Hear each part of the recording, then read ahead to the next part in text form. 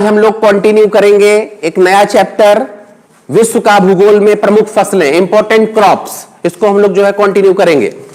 और उसके पहले मैं थोड़ा सा रैप अप कर देता हूं आप लोगों को। उसके पहले मैंने आपको पूरा पढ़ाया ज्योग्राफी में, रैंप घाटी, भ्रंश घाटी, पर्वत, पठार, और इसी में मैंने आपको पढ़ाया मैदान। तो एक बार थोड़ा सा डेटा बता देते हैं कि पूरे विश्व में, ऑल ओवर द वर्ल्ड में, जो हमारी अर्थ है उस पर 41% भाग पर जो है मैदान है, 33% पर पठार हैं, और 26 पर्वत पे पर्वत स्थित है, 26 पर। ये पूरा जो है क्राइटेरिया है। अब फसलें कहां पर होंगी उसको समझिए। जैसे अगर आप इंडिया में बैठे हुए हैं और इंडिया की बात करते हैं, तो हम पहले थोड़ा सा आपको एक इंट्रोडक्शन दे देते हैं पूरे भारत का। सर, जो हमारा पूर्वोत्तर क्षेत्र है वहां पर जो है कपास वगैरह ज्यादा पैदा होता है, काली मिट्टी पाई जाती है, ठीक है। जो हमारा बीच का एरिया है, बीच का एरिया मतलब उत्तर प्रदेश हो गया, पंजाब हो गया, हरियाणा हो गया, राजस्थान हो गया, मध्य प्रदेश हो गया, यहां पर जो है सीड्स बहुत ज्यादा होते हैं। गेहूं, चावल, मक्का, ज्वार, बाजरा, तिलहन, दलहन, ये सब चीजें बहुत ज्यादा मात्रा में पैदा होती हैं, ठीक है। इसके बाद जो है और आगे चले जाइए, साउथ में, साउथ इंडिया में कुछ दूसरी चीजें पैदा होती हैं। अगर हिमालय की बात कर लेते हैं, हिमालय के तराई की, यानी हम लोग बात करते हैं कि कश्मीर में क्या पैदा हो रहा है, तो ऐसा नहीं, पहाड़ों पर सेब पैदा हो रहा है, ठीक है, पहाड़ों पर केसर पैदा हो रही है। दुनिया में सबसे अच्छी केसर हमारे यहाँ की होती है, काफी कॉस्टली आइटम भी है, ठीक है। तो हर जगह कुछ ना कुछ पैदा हो रहा है, यानी पठारों पर भी कुछ हो रहा है, पहाड़ों पर भी कुछ हो रहा है, और मैदानी भाग में तो होता ही होता है। मैदानी भागों में रहना आसान होता है, जिसकी वजह से सबसे ज्यादा पॉपुलेशन कहां पर रहती है, मैदानी भागों में रहती है, ठीक है। तो हम लोग एक एक करके कंटिन्यू करेंगे। सबसे पहले हेडिंग डालेंगे प्रमुख फसलें, प्रमुख फसलें, और प्रमुख फसलों में हेडिंग डालेंगे, देखिए फसलें कई प्रकार की होती हैं, फसलें कई प्रकार की होती हैं, कई प्रकार की होती हैं, ठीक है, कई प्रकार की होती हैं, फसलें कई प्रकार की होती हैं। तो इनको कैटेगरीज में बांटा गया है, किन किन प्रकार की होती हैं।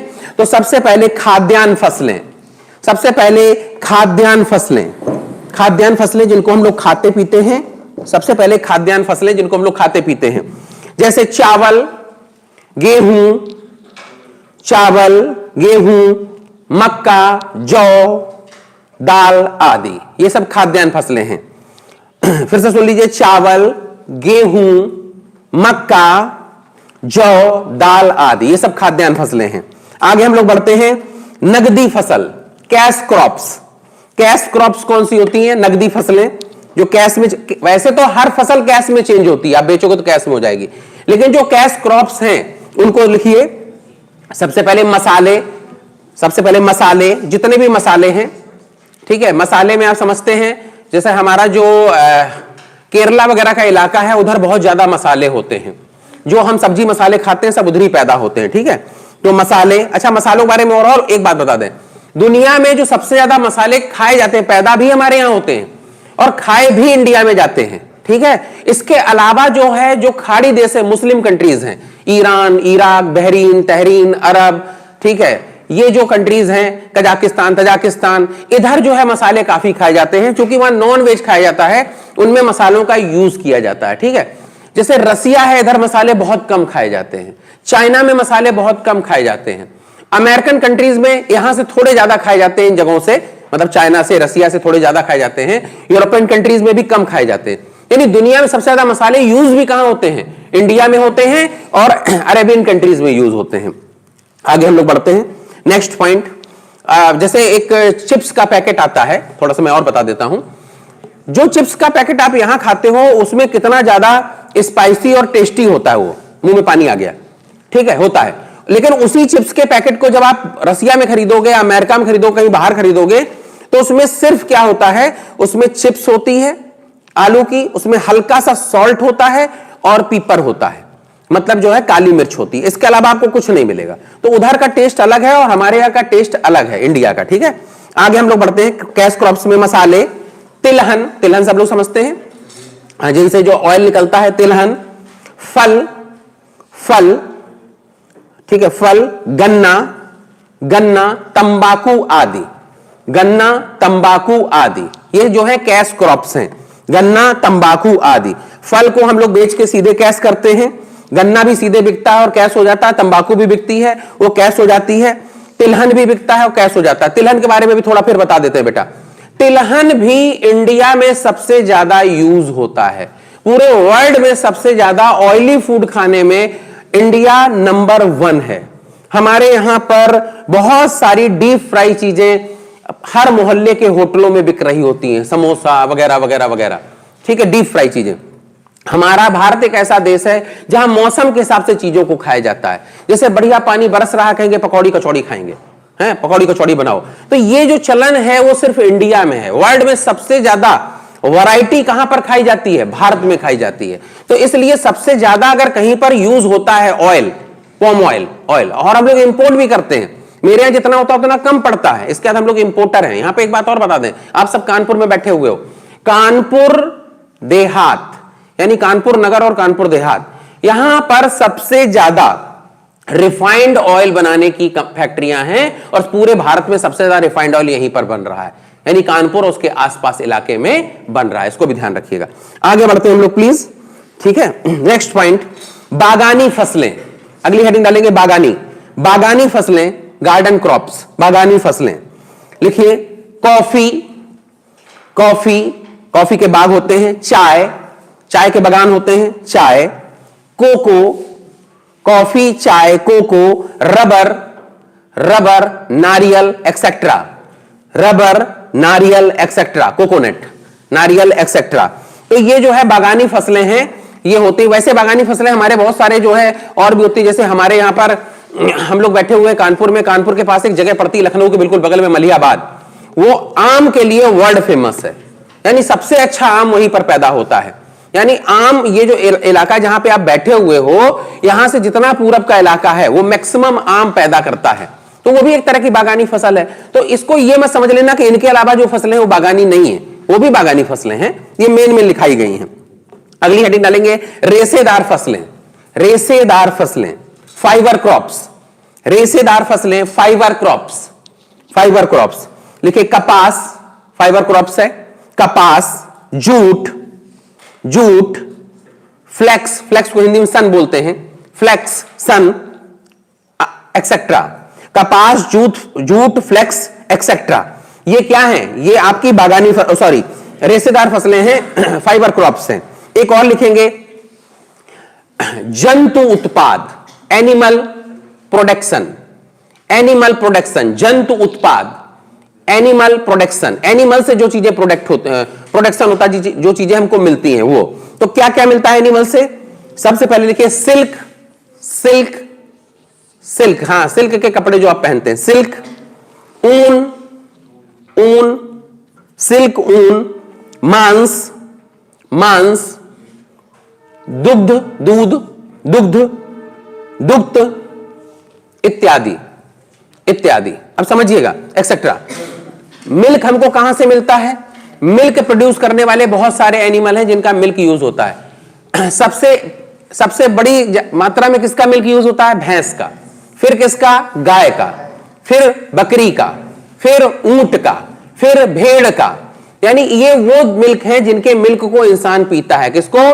गाय, भैंस, बकरी, ऊंट, भेड़, इनका मिल्क नॉर्मली यूज हो रहा है अलग अलग इलाकों में, ठीक है, ध्यान रखिएगा। अब अगर पहाड़ों पे जाओगे तो वहां पर याक का दूध भी होता है, याक, यानी वहां की जो गाय होती है थोड़ी सी बड़े बड़े बाल होते हैं उस तरह से, चूंकि ठंड ज्यादा होती है उसके बचाव में प्रकृति ने उनको दिए हैं, उसको याक बोलते हैं, और वहां पर याक का दूध जो है यूज होता है। तो ये वो है जगह जहां से इनका दूध यूज हो रहा है।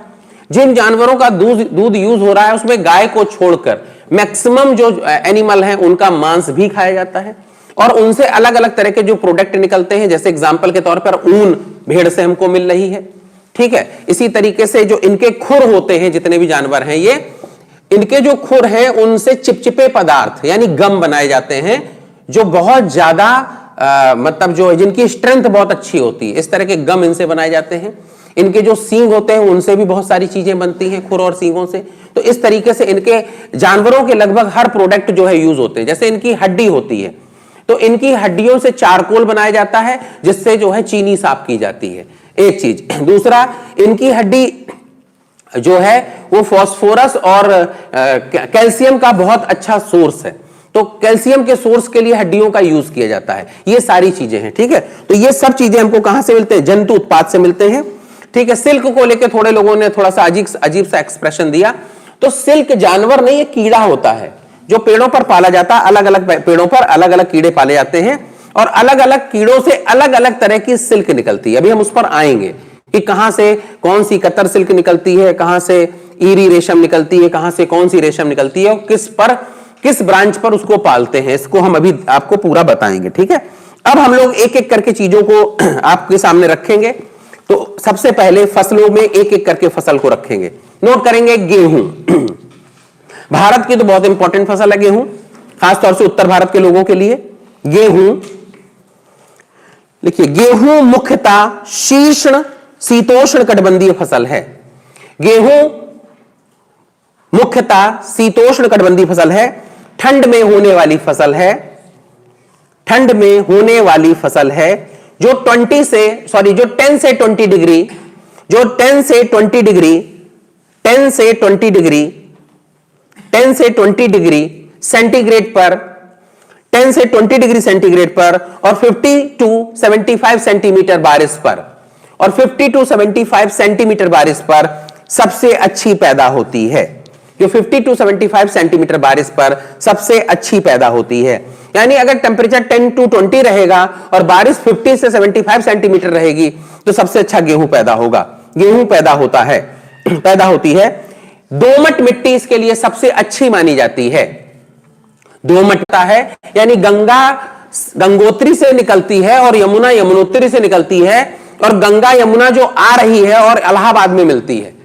तो जो इलाहाबाद से गंगा और यमुना के जो बीच का भाग है उसको दोआब एरिया बोलते हैं। यहां गेहूं का उत्पादन बहुत अच्छी मात्रा में होता है, भारी मात्रा में होता है, और भी चीजें पैदा होती है, उपजाऊ भाग है, ये तो बच्चे सब जानते हैं। सिंध प्रांत को लेकर थोड़ा कंफ्यूज है, मैं उसको और बता देता हूं। एक्चुअली जब अनडिवाइड इंडिया था, जब डिवाइड इंडिया नहीं था, यानी आजादी से पहले अनडिवाइड इंडिया था, तो पाकिस्तान और अफगानिस्तान तक का कुछ हिस्सा कहां पर आता था? कंधार तक का हिस्सा इंडिया में आया करता था। वो पुरानी समय की बात कर रहे हैं।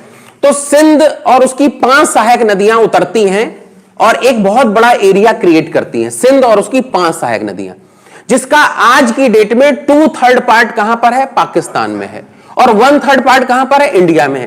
तो जो वो 1/3 पार्ट इंडिया में है उसको बोलते हैं सिंध है, जबकि जमीन उपजाऊ है, क्योंकि पानी नहीं है। समझना, अगर हम रेशियो निकालेंगे तो कमी पैदा हो रहा है। ये सारी चीजें, इसको ध्यान रखिएगा। तो भारत में सबसे ज्यादा प्रोडक्टिविटी कहां पर है? सिंध प्रांत में, और नंबर 2 पर दोआब में।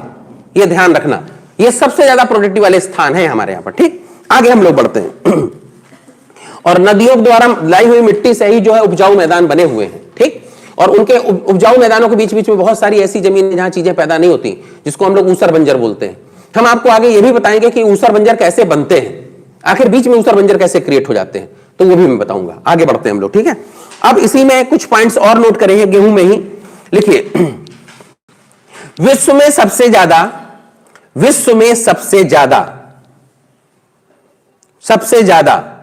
गेहूं भारत में उगाया जाता है। विश्व में सबसे ज्यादा गेहूं भारत में उगाया जाता है। भारत में उगाया जाता है। विश्व में सबसे ज्यादा गेहूं भारत में उगाया जाता है। पॉपुलेशन भी हमारे यहां बहुत ज्यादा है, भारत में उगाया जाता है। ठीक है। और यूनाइटेड किंगडम में सबसे ज्यादा प्रोडक्टिविटी है। और यूनाइटेड किंगडम में सबसे ज्यादा प्रोडक्टिविटी है। यूनाइटेड किंगडम में सबसे ज्यादा प्रोडक्टिविटी है। सबसे ज्यादा प्रोडक्टिविटी यानी सबसे कम जगह में सबसे ज्यादा कहां पैदा हो रहा है? यूनाइटेड किंगडम में। यूनाइटेड किंगडम में सबसे ज्यादा प्रोडक्टिविटी है और सबसे ज्यादा उत्पादन चाइना में होता है। और सबसे ज्यादा उत्पादन चाइना में होता है। और गेहूं का सबसे ज्यादा उत्पादन चाइना में होता है। सबसे ज्यादा उत्पादन चाइना में होता है। देखो, तीनों चीजों को लेकर पहले कंफ्यूज मत हो, उसको समझा देते हैं। पहले इन तीनों चीजों को लेकर मैक्सिमम लोग कंफ्यूज हो जाएंगे, ये कैसी बात कर रहे हैं सर, यहां उगाया जाता है, वहां सबसे ज्यादा प्रोडक्टिविटी है, वहां सबसे ज्यादा पैदा हो रहा है, ये कौन सी बात है भाई? तो उसको समझ लो भैया, ताकि आगे जब और फसलें लिखाएंगे तो उसमें कंफ्यूज मत हो। सबसे पहले सुनिए, अगर क्वेश्चन पूछा जाए कि दुनिया में सबसे ज्यादा हेक्टेयर जमीन में कहां गेहूं बोया जाता है? इंडिया में। सबसे ज्यादा हेक्टेयर जमीन में, यानी गेहूं के लिए सबसे ज्यादा लैंड कहां यूज हो रही है? इंडिया में। सबसे ज्यादा बड़े लैंड एरिया में गेहूं कहां बोया जा रहा है? इंडिया में। देखो तमाम तरह क्वेश्चन बनेंगे। अब क्वेश्चन पूछा जाए कि गेहूं में की प्रोडक्टिविटी कितनी है या विश्व में सबसे ज्यादा कहां है? तो सर मैं कानपुर में बैठा हुआ हूं और कानपुर के आसपास के क्षेत्र की बात करता हूं। हमारे हेक्टेयर देखो पूरे इंडिया में एक है, लेकिन बीघे पूरे इंडिया में थोड़े से वेरी करते हैं। जैसे एग्जांपल, कानपुर देहात में, हमारा कानपुर नगर में तो कहीं जमीन है नहीं, कानपुर देहात में जो जमीन है वहां 2448 गज को एक बीघा कहते हैं। यानी 2448 गज को, 2448 गज को हम क्या कहते हैं? एक बीघा। अगर हम गंगा को पार कर जाएं और लखनऊ तक चले जाएं, ठीक है, यानी आपके उन्नाव से होते हुए लखनऊ चले जाएं, तो जैसे ही गंगा को पार करते हैं वहां 3050 गज को एक बीघा कहते हैं। शायद हमारे हिसाब से उत्तर प्रदेश का सबसे बड़ा बीघा यहीं पर है। कहां पर? तो अब अगर एरिया बढ़ेगा तो ऑब्वियसली चीजें ज्यादा पैदा होंगी। तो अगर उसको हेक्टेयर के हिसाब से मान लें, हेक्टेयर पूरे इंडिया में एक है, और हमारे यहां इटावा में तो बहुत छोटा बीघा होता है, 700 समथिंग को जो है एक बीघा कह देते हैं। ठीक है, तो वो तो अपना अपना कहने का तरीका अपने अपने इलाके में लोगों ने मान लिया। अब उनको ज्यादा बताने का मन है तो उन्होंने छोटे कर लिए। ठीक है, मतलब समझना, उसको छोड़ दो। अब हम लोग आगे आते हैं। जैसे मान लीजिए ये हमारा, जिस पर हम बैठ के पोडियम पे पढ़ा रहे हैं, मान लीजिए ये एक जो है 1 हेक्टेयर का इलाका है ये।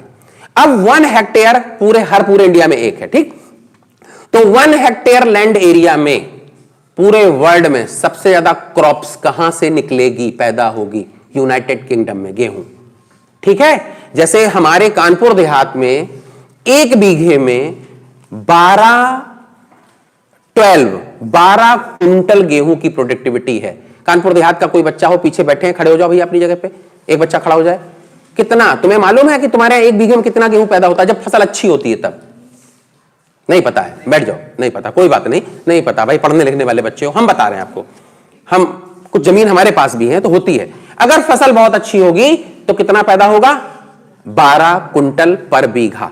लेकिन अगर यही एक 2448 गज जमीन कहां पहुंचा दी जाए? यूनाइटेड किंगडम में, तो वहां प्रोडक्टिविटी और ज्यादा होगी, 15-16 क्विंटल होगी। मतलब समझ गए कि नहीं समझ गए? ठीक है, जैसे अंगूर है, अंगूर जब नासिक में होता तो उसकी प्रोडक्टिविटी बहुत ज्यादा होती है, लेकिन उसी अंगूर को जब अपने घर में बो देते हैं, अपने प्लॉट में लगा देते हैं, तो क्वालिटी बहुत खराब होती है और क्वांटिटी ना के बराबर होती है। यानी क्वालिटी और क्वांटिटी दोनों खराब, क्योंकि उसके लिए जो एटमॉस्फेयर चाहिए, जो जलवायु होनी चाहिए, वो यहां पर मौजूद नहीं है। उसके लिए जो जमीन में जो है मिनरल्स कंटेंट्स होते हैं, वो शायद हमारे यहां की जमीनों में नहीं है, तो वो नहीं पैदा हो रहा है, काम खत्म। ठीक, तो ये हो गया, पहली चीज हो गई, सबसे बड़े लैंड एरिया में इंडिया में, सबसे ज्यादा प्रोडक्टिविटी यूनाइटेड किंगडम में, और सबसे ज्यादा उत्पादन यहां से कम बोते हैं लेकिन उत्पादन उनके यहां हमसे ज्यादा है, यानी उनके यहां चीज ज्यादा निकल रही है। वो भी एक ही चीज हो गई। तो ये है तीनों चीजें। अब हमें दोबारा ये चीज नहीं समझानी पड़ेगी। ठीक है, अगली हेडिंग डालेंगे हम लोग, चावल। चावल, अच्छा, कुछ गेहूं के दुनिया के इलाके जो बहुत प्रसिद्ध है, जैसे पेरिस बेसिन गेहूं के लिए बहुत प्रसिद्ध है।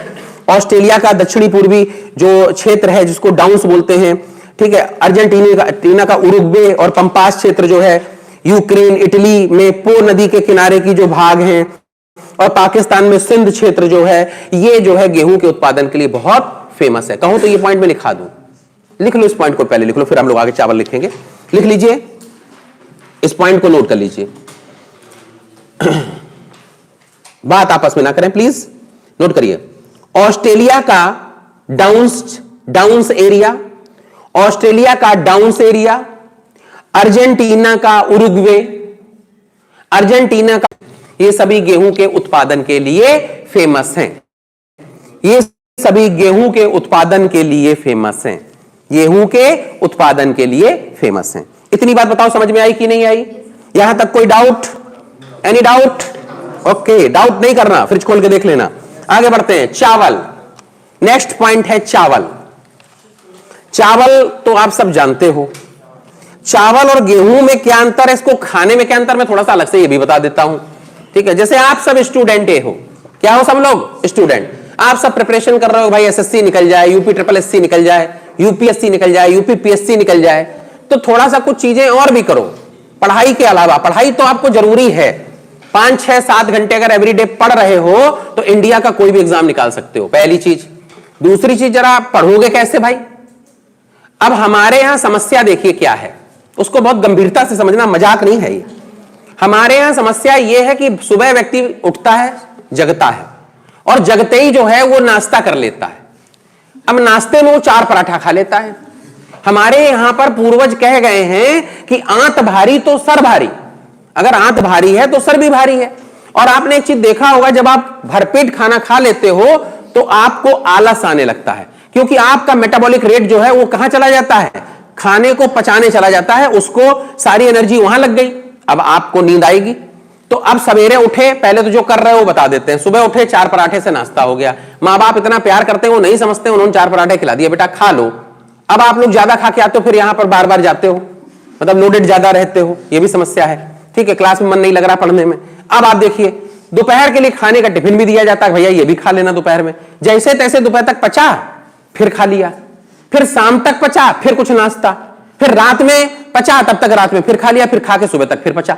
वो तो रात में हम लोग सो जाते हैं, नहीं रात में भी 3-4 बार उठ के खा लें। जब दिन में 3-4 बार खा लेते हैं तो रात में भी खा सकते हैं, वो तो सो जाते हैं। ईश्वर का मतलब कुछ वो कहो, थैंक कहो कि हम लोग सो जाते हैं। अच्छा, आगे छोड़िए उस बात को, हंसने वाली बात नहीं, इस बात को सीरियसली समझो, सीरियस बात है ये। अब सुनिए सर, स्टूडेंट हैं आप, अब मंत्र दे रहे हैं, उसको कर लो जीवन में। हमारे यहां कहा गया, खूब खाओ खूब पढ़ो। खूब खा के कभी नहीं पढ़ पाओगे। खाओ, खाना जरूरी है जीवन के लिए, लेकिन जब खाओ उसके बाद आराम करो। उठिए और 3-4 बजे उठ के फिर पढ़िए, क्योंकि सुबह मॉर्निंग में 4 बजे क्या होता है, हाई प्रेशर होता है। तो जब हाई प्रेशर होगा तो पढ़ने तो फिर तो प्रॉब्लम नहीं होनी चाहिए भाई। चलिए आगे बढ़ते हैं। नहीं, बार बार पैदा होती है, मानसूनी एरिया में पैदा होती है, मानसूनी एरिया में पैदा होती है, मानसूनी एरिया में पैदा होती है। इसके लिए 125 से 200 सेंटीमीटर बारिश चाहिए। इसके लिए 125 to 200, 125 से 200 सेंटीमीटर बारिश की जरूरत होती है। इसके लिए 125 से 200 सेंटीमीटर बारिश की जरूरत होती है। 125 से 200 सेंटीमीटर बारिश की जरूरत होती है। और सबसे अच्छा चावल 20 to 27 डिग्री सेंटीग्रेड पर, सबसे अच्छा चावल 20 to 27 डिग्री सेंटीग्रेड पर, 20 डिग्री सेंटीग्रेड से 27 डिग्री सेंटीग्रेड पर सबसे अच्छा चावल पैदा होता है। सबसे अच्छा चावल पैदा होता है, सबसे अच्छा चावल पैदा होता है। इस समय यहां पर सबसे अच्छा चावल पैदा होता है। देखिए, विश्व का 90% चावल एशिया के मानसूनी इलाके में पैदा होता है। विश्व का सबसे अच्छा चावल एशिया में हम सब बैठे हैं, एशिया के मानसूनी इलाके में पैदा होता है। विश्व का सबसे अच्छा चावल एशिया के मानसूनी इलाके में पैदा होता है। यहां वर्ल्ड का 90% चावल पैदा होता है। यहां वर्ल्ड का 90% चावल पैदा होता है। यहां पर वर्ल्ड का 90% चावल पैदा होता है। वर्ल्ड का 90% चावल पैदा होता है, चावल पैदा होता है। ठीक है, देखिए, चावल उत्पादन के लिए इंडोनेशिया, चावल उत्पादन के लिए इंडोनेशिया का जावा द्वीप, इंडोनेशिया का जावा द्वीप। ठीक, भारत में हिमालय का तराई का एरिया, भारत में हिमालय के तराई का एरिया, भारत में हिमालय के तराई का एरिया, हिमालय के तराई का एरिया, हिमालय के तराई का एरिया। बांग्लादेश में गंगा ब्रह्मपुत्र का डेल्टा, बांग्लादेश में गंगा और ब्रह्मपुत्र का डेल्टा, गंगा और ब्रह्मपुत्र का डेल्टा, बांग्लादेश में गंगा और ब्रह्मपुत्र का डेल्टा।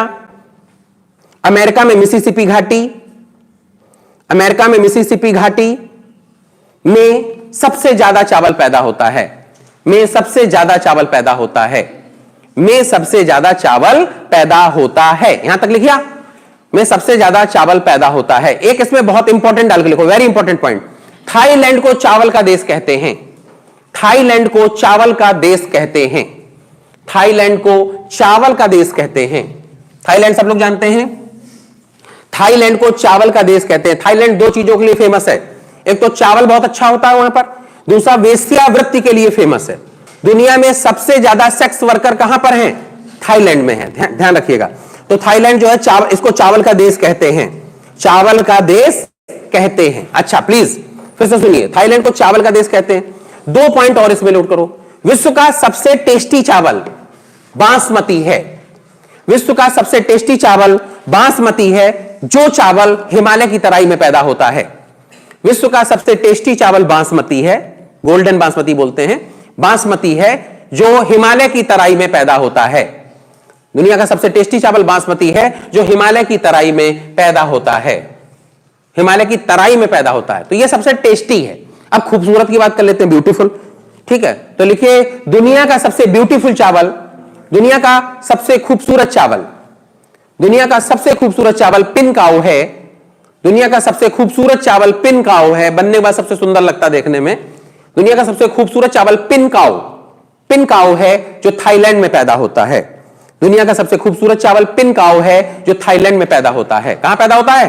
थाईलैंड में पैदा होता है। ठीक है, तो चावल के लिए मैंने ये आपको बता दिया। अब चावल में 3 पॉइंट फिर से लिखेंगे, कहां पैदा होता है, कहां प्रोडक्शन सबसे ज्यादा है, कहां प्रोडक्टिविटी सबसे ज्यादा है।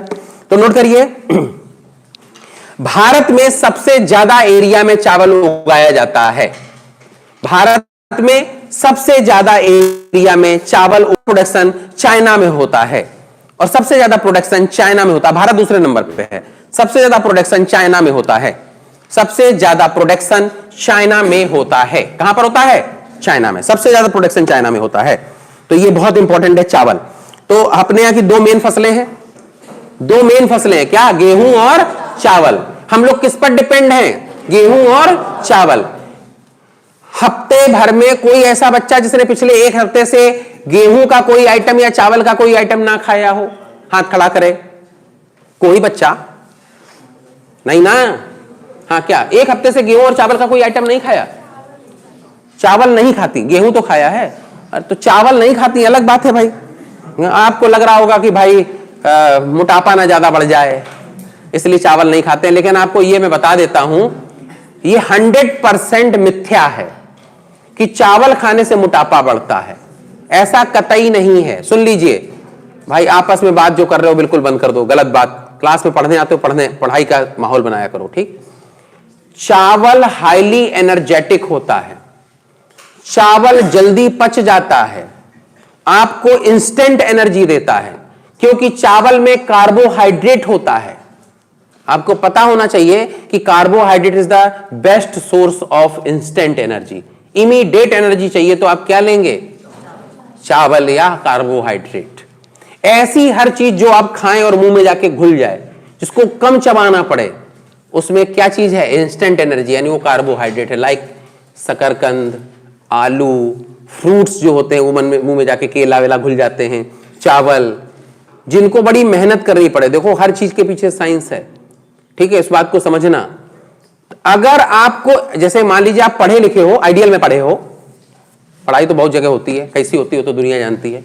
आप आइडियल में पढ़े हो तो आपको पता होना चाहिए, जैसे मान लीजिए आपके पास कोई ऑप्शन है कि अब अगले 10 दिन तक खाना नहीं मिलेगा। कितने दिन तक? 10 दिन तक। अब आपको बिना 10 दिन तक सरवाइव करना है, और अभी आप खाना खा लो, इसके बाद अगले 10 दिन तक खाना नहीं है, तो आपको क्या खाना चाहिए? ऐसी चीजें खानी चाहिए जिसमें क्या ज्यादा हो? जिसमें फैट ज्यादा हो, क्योंकि फैट से जो एनर्जी निकलती है वो बहुत देर तक रहती है, उसको ज्यादा ले लो। अब आपको मान लो कहीं जा रहे हो और आपसे कहा जाए ऐसे इलाके में जा रहे हो जहां पानी नहीं मिलेगा, पानी नहीं मिलेगा आपको। अब पानी अगर नहीं मिलेगा तो आपको क्या खाना चाहिए? तो आपको क्या खाना चाहिए ये तो हम नहीं बताएंगे, क्या नहीं खाना चाहिए मैं बता दे रहा हूं। आपको प्रोटीन नहीं खानी चाहिए, क्योंकि अगर प्रोटीन खाते हो तो प्रोटीन को पचाने के लिए मैक्सिमम पानी की जरूरत होती है। तो प्रोटीन से दूर रहो अगर पानी नहीं मिल रहा है। अब पता चला रेगिस्तान में जा रहे हैं, मुर्गा खा के चले गए, मीट खा के चले गए, अंडा खा के चले गए, पनीर खाकर चले गए, तो साहब मैक्सिमम प्रोटीन की जरूरत को, प्रोटीन आपके अंदर गई, पचाने के लिए पानी चाहिए। तो आप लोगों ने देखा होगा जब शादी ब्याह से लौट के आते हो किसी आर्टी पार्टी से, तो वहां पर स्टार्टर में भी प्रोटीन है, खाने में भी सूखी सब्जी में भी प्रोटीन है, पनीर भी है, ये भी है, वो भी, वही सब तो खा के आते हो, दूध के आइटम सब कुछ। जब आपने मैक्सिमम प्रोटीन खा के आए, वापस आके कितनी तेजी से प्यास लगती है और कितना प्यास नहीं बुझती है और पेट फूल जाता है पानी पी पी के। क्यों होता है ऐसा? क्योंकि इतना जो प्रोटीन खाया है उसके लिए पानी की जरूरत है। तो अगर किसी ऐसे इलाके में चले गए, रेगिस्तान में चले गए और वहां पर आपने प्रोटीन खा के चले गए, पानी नहीं, तो डेथ हो जाएगी आपकी, नहीं खाना है। और अगर इंस्टेंट एनर्जी चाहिए, 10 मिनट बाद जो है दौड़ लगानी, 20 मिनट बाद, आधे घंटे बाद, ठीक है, बहुत ज्यादा आपको अपनी फिजिकल स्टेटस को दिखाना है आपको कि हम कितने जो है एकदम एथलीट है हम, तो आपको क्या खाना चाहिए?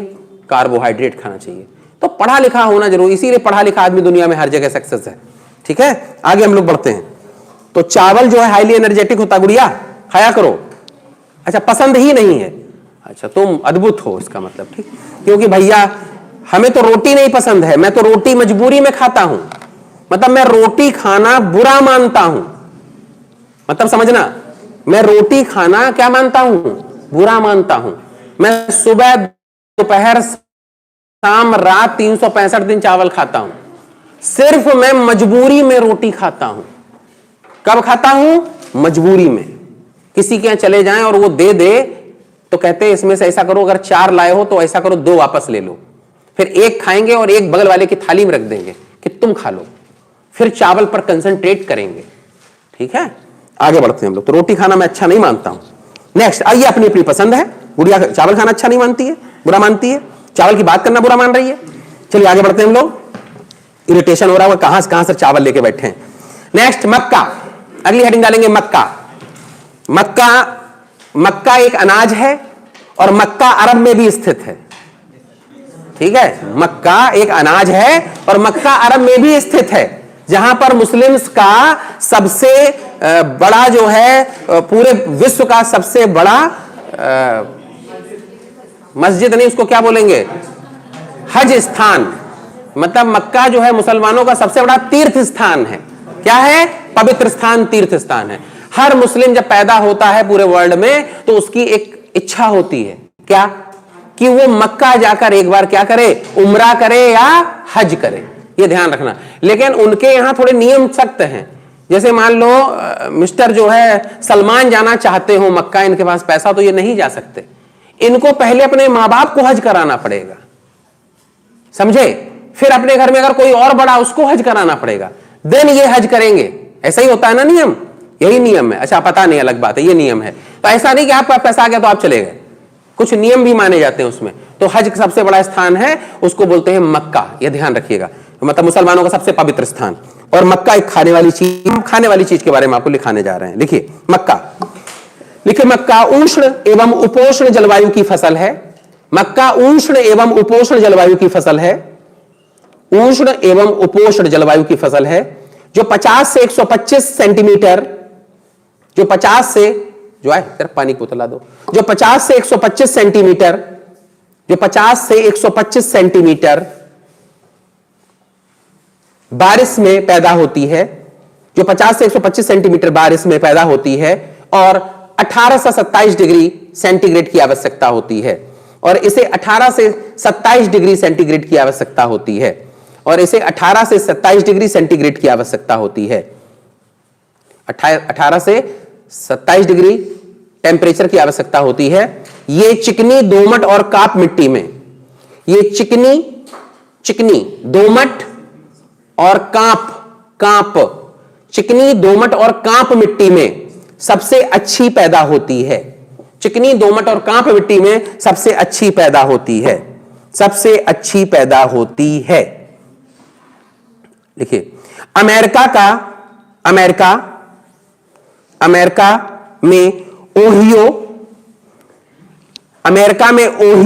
ओहियो से नेब्रास्का, ओहियो से नेब्रास्का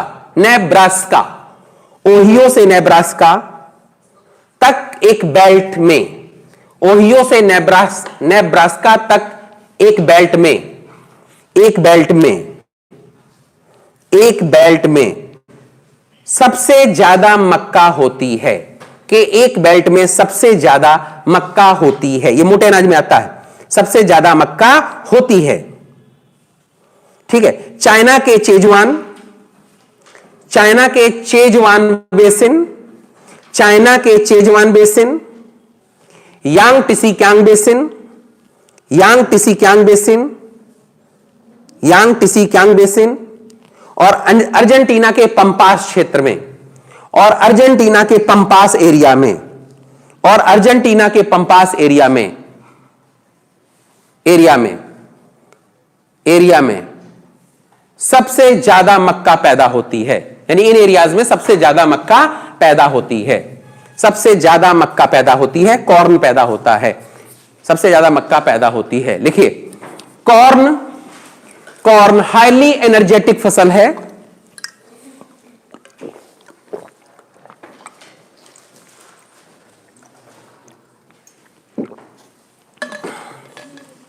कॉर्न हाईली एनर्जेटिक फसल है, हाईली एनर्जेटिक फसल है, हाईली एनर्जेटिक फसल है, ठीक है, फसल है।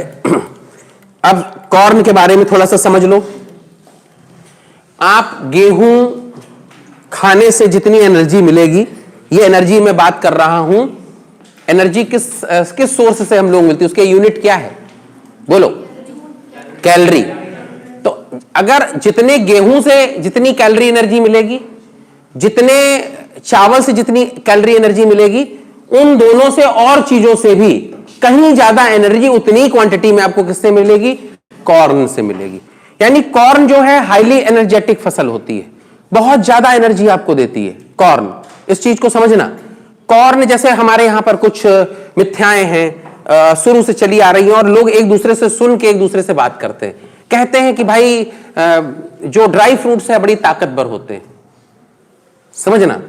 तो इस बात में कुछ तो सत्यता है, क्योंकि ड्राई फ्रूट जो भी होते हैं, चाहे वो पिस्ता हो, चाहे वो बादाम हो, चाहे वो अखरोट हो, ये जो भी चीजें हैं, चिलगोजा हो, ये जितने भी ड्राई फ्रूट्स हैं, इनमें ये किस चीज से बने, दो चीजों से। ये नंबर 1 लिपिड्स और नंबर 2 क्या, प्रोटीन।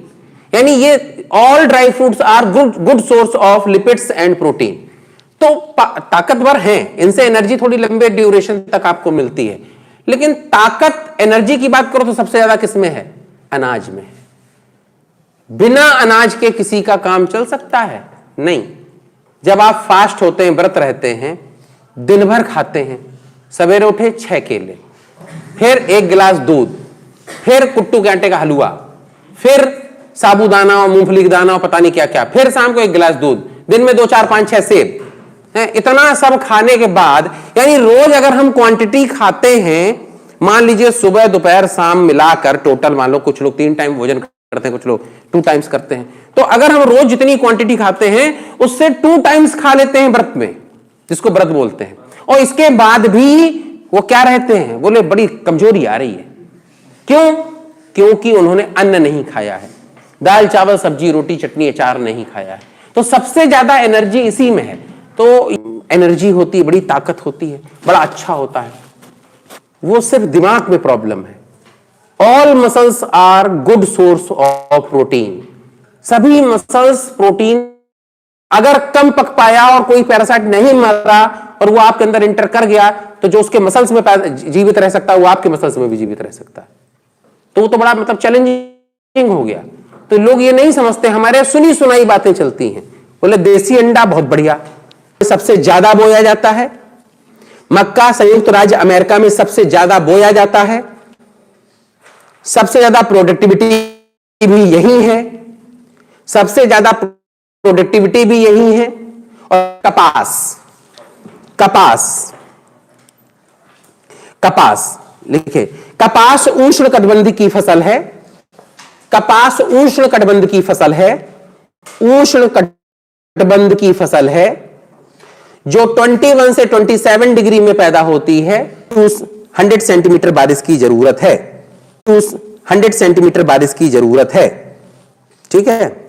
इसके लिए इसमें हल्की मिट्टी, काली मिट्टी, इसमें हल्की मिट्टी, हल्की मिट्टी, काली मिट्टी, चूना प्रधान मिट्टी, जिसमें चूना ज्यादा हो, चूना प्रधान मिट्टी, मिट्टी अच्छी मानी जाती है, चूना प्रधान मिट्टी अच्छी मानी जाती है, अच्छी मानी जाती है। ठीक है, लिखिए यांग टिसिक्यांग घाटी में, यांग टिसिक्यांग घाटी में, ह्वांग हो नदी घाटी में, यांग टिसिक्यांग घाटी में, ह्वांग हो नदी घाटी में, ह्वांग हो नदी घाटी में, ह्वांग हो नदी घाटी में, घाटी में।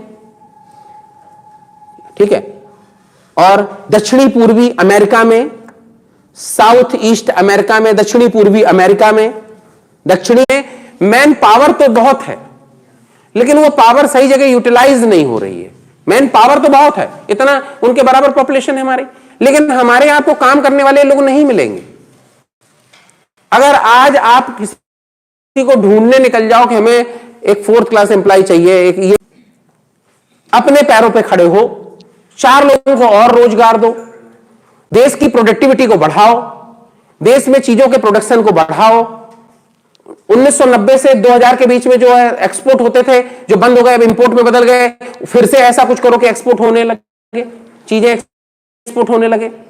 अगर बात मतलब कभी कोई ये नहीं सोचता है कि हमारा जो है अपने पैरों पे खड़ा होगा, हमारा अंबानी बनेगा, हमारा टाटा बनेगा, हमारा जो है दीपक सिंघानिया बनेगा, ये कोई नहीं कहता। हमारे ये कोई नहीं कहता कि हमारा जो है वो नेता बनेगा, हमारा जो उत्तर प्रदेश का सीएम बनेगा, देश का पीएम बनेगा, नहीं कहता कोई। चीजें बदली हुई हैं, तो जो पॉपुलेशन की जो मानसिकता है उसको डाइवर्सिफाई होना पड़ेगा भाई। कुछ को अपने बच्चों को नेता बनाना पड़ेगा। जिस दिन इस देश में बहुत पढ़े लिखे लोग नेता बनने लगेंगे, जिस दिन बहुत पढ़े लिखे लोग जो है बिजनेस करने लगेंगे, तो फिर हर जगह प्रोडक्शन अच्छा होगा। जैसे एक चीज चलाई गई है इस क्या नाम है इस सरकार में, केंद्र सरकार में, सेंट्रल गवर्नमेंट में, मोदी जी के द्वारा, उस चीज का मैं बिल्कुल कायल हूं, मतलब मुरीद हूं उसका। उन्होंने एक चीज शुरू की जिसका नाम है स्किल इंडिया। अगर इस देश का हर आदमी स्किल्ड हो जाए, सोच के देखो, मैं अगर पढ़ा लेता हूं तो पढ़ाने में मेरी अगर स्किल और अच्छी हो जाए, मैं और अच्छा पढ़ाने लगूं, तो प्रोडक्टिविटी बढ़ेगी कि नहीं बढ़ेगी? अगर मैं पढ़ाता हूं तो मैं पढ़ाने में ही आगे बढ़ूं ना। आप जो है अगर कोई काम अच्छा कर लेते हो तो उसी में आगे बढ़ो, जो कर लेते हो उसी में आगे बढ़ो सर, नाम हो जाएगा। समझ गया कि नहीं? अब जो नहीं कर पा रहे हैं हम वही करने की कोशिश कर रहे हैं। ठीक सर, मैंने भी यूपीएससी की प्रिपरेशन की थी, हमको इतिहास सबसे खराब लगती है और मेरा वही ऑप्शनल सब्जेक्ट था। सर मैं आपसे ये शेयर कर रहा हूं क्योंकि मेरे को गाइड करने वाला कोई था नहीं। अरे मुझे मजा आता है पॉलिटी में, मुझे मजा आता है ज्योग्राफी में, मुझे मजा आता है इंडियन कॉन्स्टिट्यूशन में, मेरा पैशन है ये सब। रात में उठा के पूछ लो तो बताने लगेंगे, आपको पढ़ाने लगेंगे। और जिस चीज को मैं देख देख के पढ़ाता हूं, जिसको पढ़ाने मेरे को मजा नहीं आता, अरे भाई अकबर ने गुजरात भेजा क्योंकि अरे ये अकबर जानेगा कि हम जानेंगे? समझो, वही मेरे को क्या दे दिया गया सब्जेक्ट, बोले नहीं ये लेके तैयारी करो। उस समय इतने लोग नहीं थे, हमारे पास शायद इतने संसाधन नहीं थे कि कोई सही समझा देता, नहीं हो पाया सिलेक्शन। आपको बताने के लिए हम है ना। और एक बात और सुन लो, जीवन में एक सिलेक्टेड व्यक्ति जितना अच्छा आपको नहीं बता पाएगा, उससे अच्छा वो व्यक्ति आपको बताएगा जिसने प्रिपरेशन बहुत मन से की और सिलेक्ट नहीं हो पाया। जो फेल्योर व्यक्ति होता है ना, वो आपको आपकी नेगेटिव चीजों को ज्यादा अच्छा बता देगा कि मैं इसलिए फेल हुआ हूं। समझ गए? तो सबसे पहले टेस्ट ढूंढो, और जहां टेस्ट हो वहीं मेहनत करो, सफलता मिल जाएगी। ये सब चीजें बहुत जरूरी है बेटा। आगे बढ़ते हैं हम लोग। खैर, जो ईश्वर जो करता है अच्छे के लिए करता है।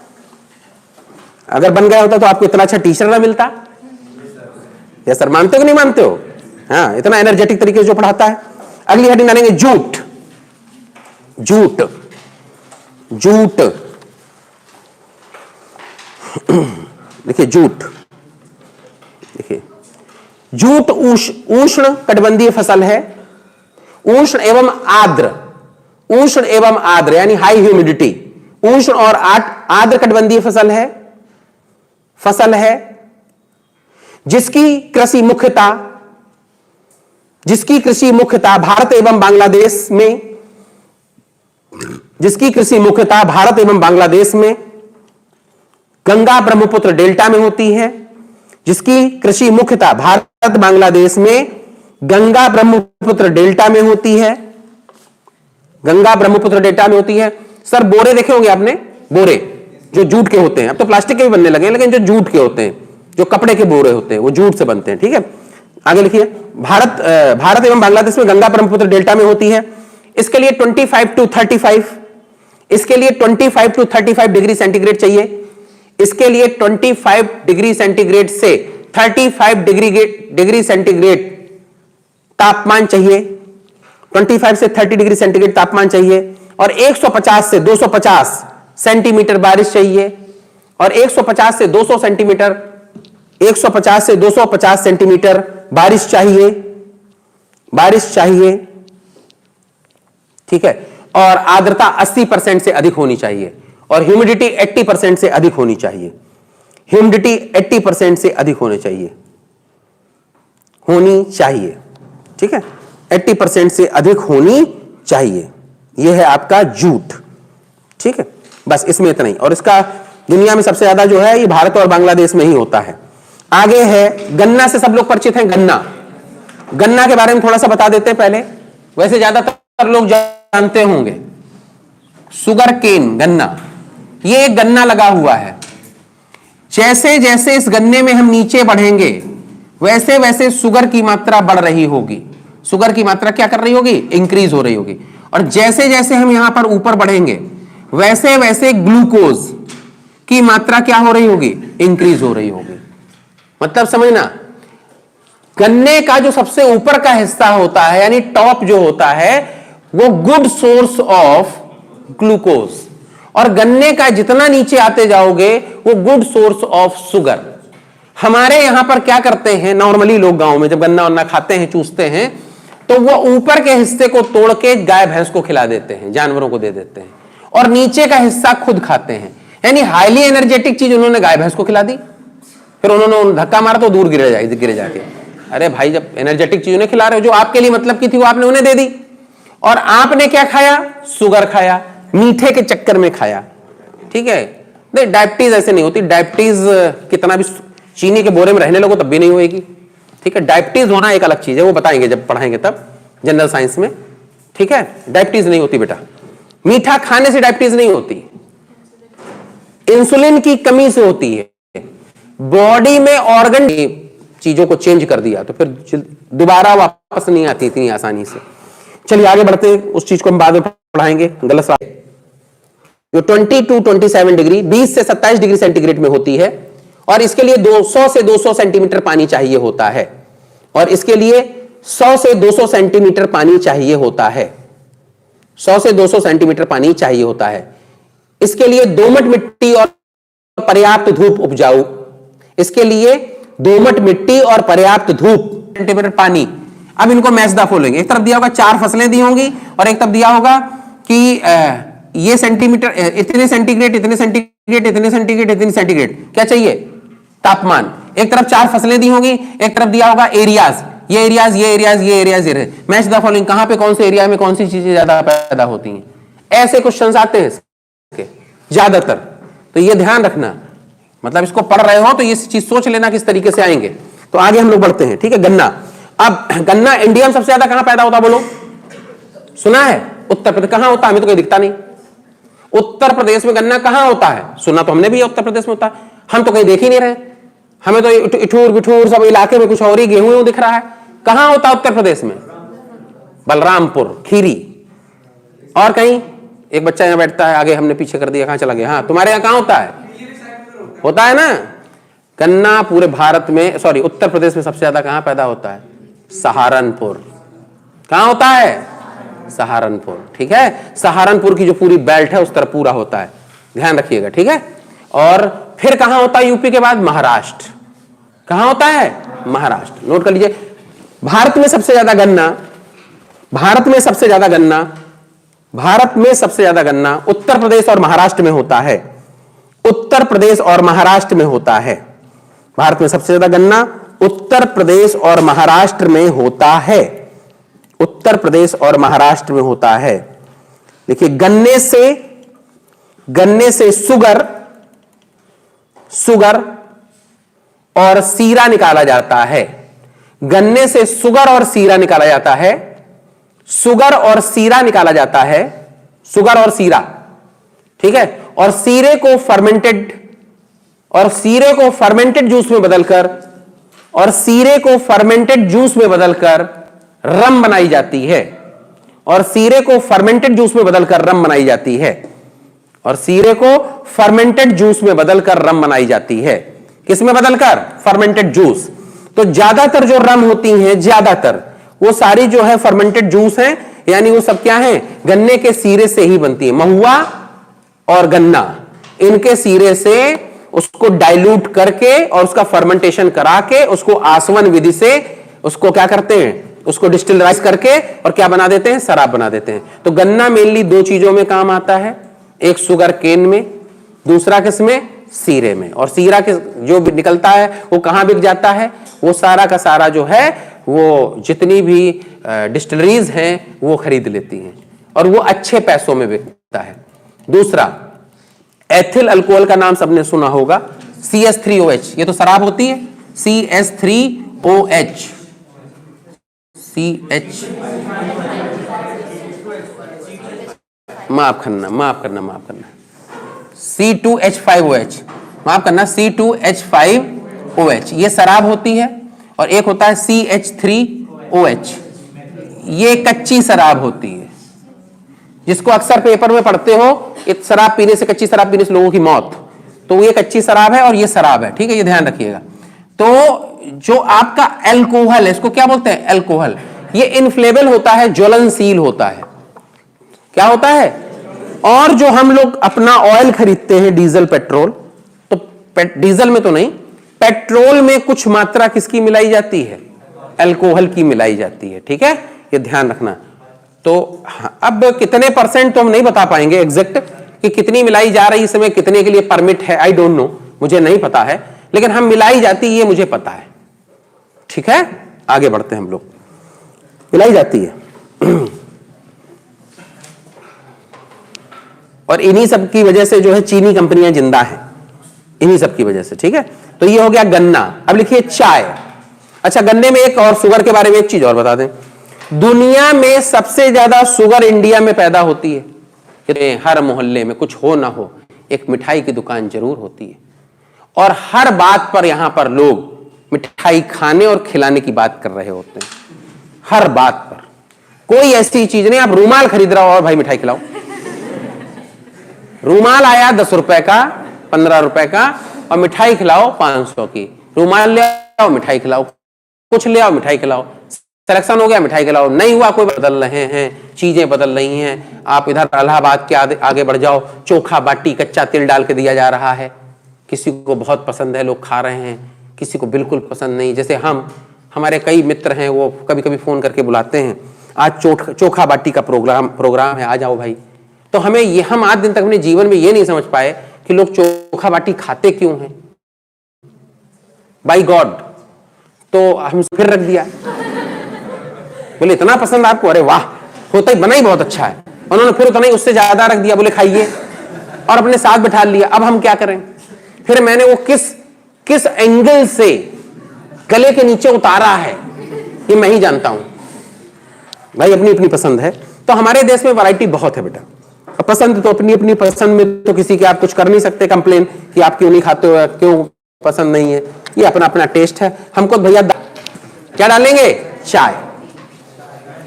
चाय तो सब परिचित हो ना, किसी के घर चले जाओ और चाय पीने के लिए मना कर दो तो वो बुरा मान जाता है, और आप घर में बैठोगे बाद में वो पहले पूछेगा चाय लेंगे, या पूछेगा सर ठंडा लेंगे कि गरम, तो उसको बता दीजिए जब तक गरम बने तब तक ठंडा ले आओ, ठीक है। हम आपको डायलॉग बता रहे हैं भाई, किसी घर गए सर ठंडा लेंगे कि गरम, तो बता दो भैया जब तक गरम बने तब तक ठंडा ले आओ। अच्छी पैदा होती है जो 22 to 30 डिग्री सेंटीग्रेड पर सबसे अच्छी पैदा होती है, जो 22 से 30 डिग्री पर सबसे अच्छी पैदा होती है, और इसके लिए 150 से 200 सेंटीमीटर बारिश चाहिए, और इसके लिए 150 से 200 सेंटीमीटर बारिश चाहिए, 150 से 200 सेंटीमीटर बारिश चाहिए, 150 से 200 सेंटीमीटर बारिश चाहिए। मिट्टी हल्की अम्लीय, हल्की ऐसी मिट्टी होनी चाहिए। होनी चाहिए, फास्फोरस और आयरन मिनरल्स ज्यादा हों। ठीक है। अच्छा, एंसेंट पीरियड में अपने यहां चाय नहीं पी जाती थी, थोड़ा और बता दें। आजादी से पहले भी चाय पीने का चलन बहुत कम था। चाय जब इंडिया में अंग्रेज आए तो उन्होंने पीना सिखाया, खुद पीते थे और सिखाया।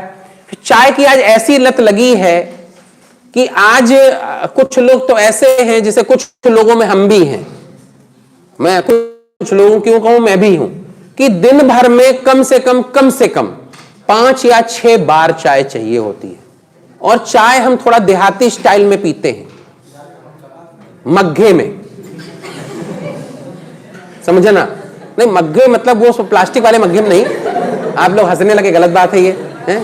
मग्गे का मतलब जो है, मग जो होता है थोड़ा कप बड़ा होना चाहिए, पर्सनालिटी वाला होना चाहिए, जिसमें कम से कम 300-350 ml चाय आती हो। वो इतनी नहीं 100 ml लेके चले आए, ठीक है? मतलब 200 ml से कम में तो बुरा मान जाऊंगा, पीऊंगा नहीं मैं ना, अपना ले जाओ अपनी चाय, समझे? ये क्या ले आया तुम? मतलब कम से कम 300 ml चाय होनी चाहिए सर। मतलब एक बड़ी वाली कोल्ड ड्रिंक कितनी 300 ml होती है ना, तो 300 ml चाय सुबह और शाम चाहिए। बीच में मैं 200 ml से काम चला सकता हूं। और कभी कभी कुछ लोग इतनी सी ले आते हैं, ये लो। अब मेरे ये नहीं समझ में आता ये मैं कहां शुरू करूं, कैसे खत्म कर दूं? चाय मुझे ज्यादा चाहिए सर, क्वांटिटी, और इतनी दोगे तो हम 5-6 बार पी लेंगे।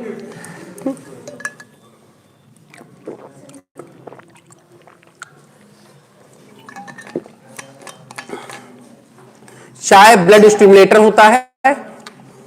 चाय में क्या पाया जाता है? टेनिन। कॉफी में कैफीन,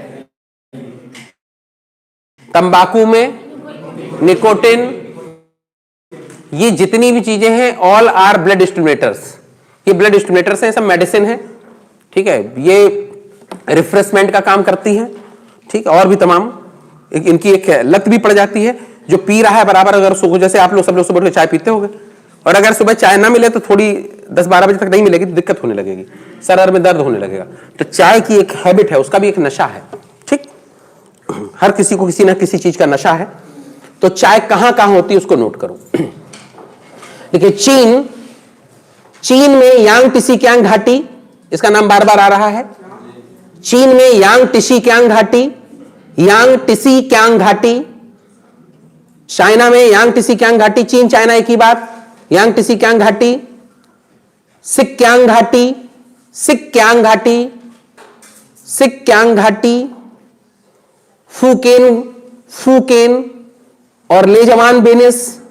फूकेन एवं लेचवान बेनिस चाय का प्रमुख क्षेत्र है। फिर से, फूकेन एवं लेचवान बेनिस चाय का प्रमुख क्षेत्र है। लेचवान बेनिस चाय का प्रमुख क्षेत्र है।